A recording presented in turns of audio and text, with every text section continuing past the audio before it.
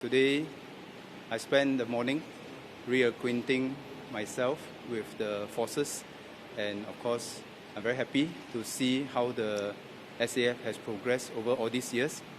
As you know, we are in a changed world.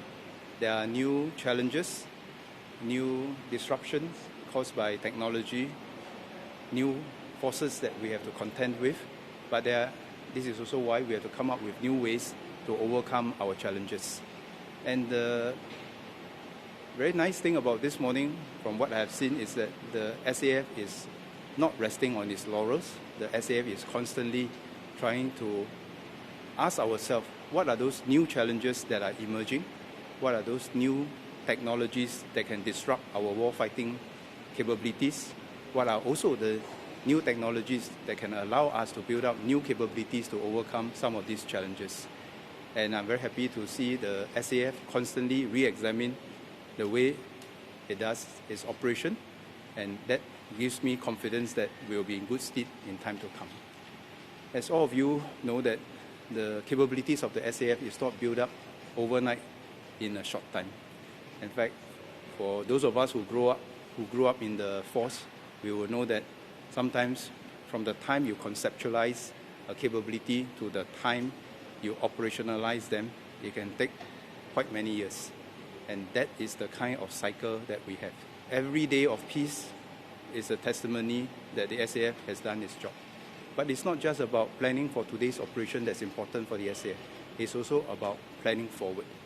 So if I may illustrate this with an example that I experienced myself over 20 years ago.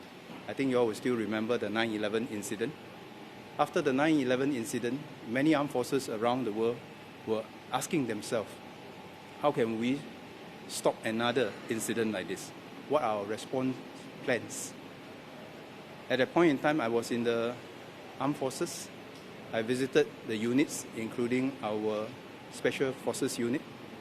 And what pleased me most was not just that they were trying to answer the question of what can they do if something like that happens again, but they were constantly thinking about what is the next thing that someone can do, what is the next tactic, next method of operations that people can employ to try to disrupt our lives. And I think that is the kind of spirit that cheers me whenever I see the SAF in operations. It's not just thinking about overcoming current challenges, but constantly thinking about how to overcome new challenges. And for many of the things that I saw this morning, I think some of them were capabilities that we were talking about many years ago, and today is a joy to see them being operationalized. Some of the capabilities are new, and they are still being developed, and I have every confidence that with the determination of the men and women serving in the SAF, we will in time to come be able to operationalize many of these new capabilities to address the new scenarios that we will have to confront in this change world.